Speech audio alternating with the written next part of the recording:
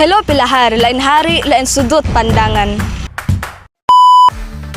The history of English in Singapore. English was first introduced to Southeast Asia when the British colonial settlers arrived in the region in the late 70s and eventually arrived in Singapore's shore in 1819. However, Malay remained the lingua franca even up until the beginning of the 90s.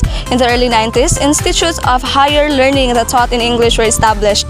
Consequently, proficiency in English became key to social mobility in terms of further education and employment opportunities.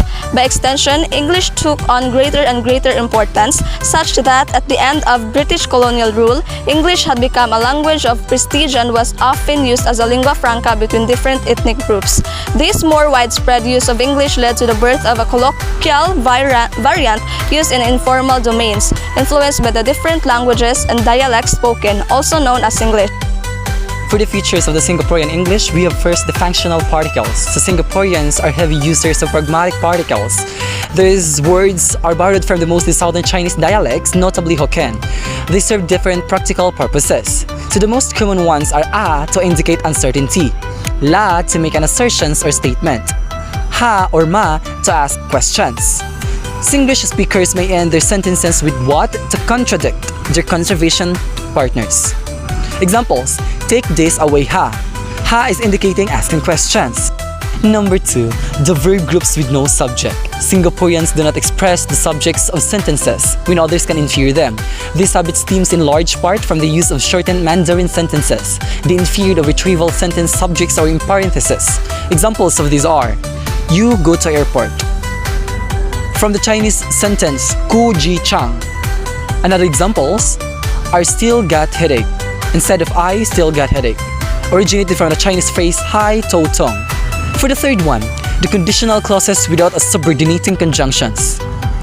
You will find that Singlish speaker often eliminates conjunctions such as if or when in sentences. These will be necessary when speaking standard English. The missing words are in parentheses. Examples are: you sit there when where I sit. So the lacking words there is if. Number 4. The missing verbs. Singlish users remove the verb to be from the sentences. This language habit is another derived from the contradicted Chinese phrases. The missing verbs are in parentheses. Examples are: today I going to shopping. A lacking word there is am. Instead of today I am going to shopping. Translated from the Chinese sentence Jiang Chan Wo Ko Guang Che. Number 5. Vocabulary from other languages. Singlish borrows words from other languages, particularly Malay and Chinese. These words have specific functions. Some instances of borrowed vocabulary include alamak. So the alamak word showcasing of being indicate the dismay or surprise. Examples are: alamak, I already late. Another example is shan. Shan is Chinese word that shows a speaker's boredom. Examples are: this lectures is so shan. For the literacies, a recent study with the Organizations for Economic Cooperation and Development or OECD Program for the International Assessment of Adult Competencies PIAAC reveals that Singaporean adults' literacy proficiency is below the OECD average. Notably, literacy skills decline sharply after the age of 35, with adults aged 55 to 65 ranking 27 out of 31 countries assessed. Moving forward, we have the language policies. Teachers' perceptions of inclusive education in mainstream schools, focusing on the challenges and benefits of teaching students with special education needs or CEN. It emphasizes the importance of teachers' attitudes, training, and support systems in the successful integrations of CEN students into general education classrooms. Teachers expressed concerns about lack of adequate training to cater to CEN students' diverse needs. There was a need for more resources, support staff, and specialized teaching methods. Singlish, a unique variety of English Singapore, has significantly influenced the nation's socio-political development and cultural identity. Here's a summary of the key points. 1. Colonial legacy. Introduced during British colonial rule, English became the language of administration and education. Early Singlish emerged from the mixing of English with local languages, evolving from Pidgin and Creole forms. Post-independence, which is from 1965, the government emphasized English education to promote national cohesion. 2. National identity. Singlish serves as a unifying language representing Singapore's diverse cultural heritage. It acts as a cultural maker, embodying Singaporean identity and style. gained visibility in popular culture and media, highlighting its acceptance and significance.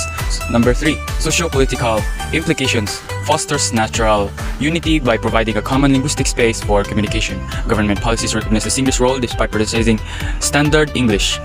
And it influences literature, music, and other arts of form, showcasing the blend of languages. And number 4, challenges and evolution. Standard English remains dominant in government, education, business, and context. Efforts to maintain proficiency in both Standard English and other official languages continue. Ongoing debates exist about balancing Singlish with Standard English in a multilingual society. For identity and power, Singlish is a unique form of English spoken in Singapore that blends elements from Malay, Hokkien, Tamil, and other languages.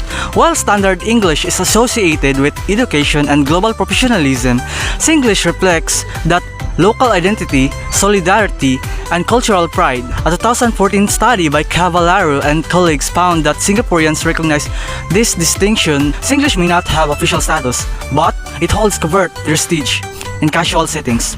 It helps people express authenticity and feel a sense of belonging.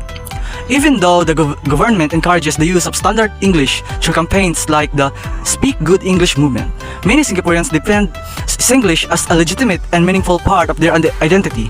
Singaporean English or Singlish is lively and expressive, filled with phrases rooted in local languages and culture. While this makes it engaging for locals, it can confuse international listeners. Linguist Lian Hiwe in 2020 points out that even if the grammar is correct, many expressions like blur like sutong or catch no ball don't make sense to outsiders without cultural knowledge. Sila matinggal, don jumpa Anda di sudut pandangan yang lain.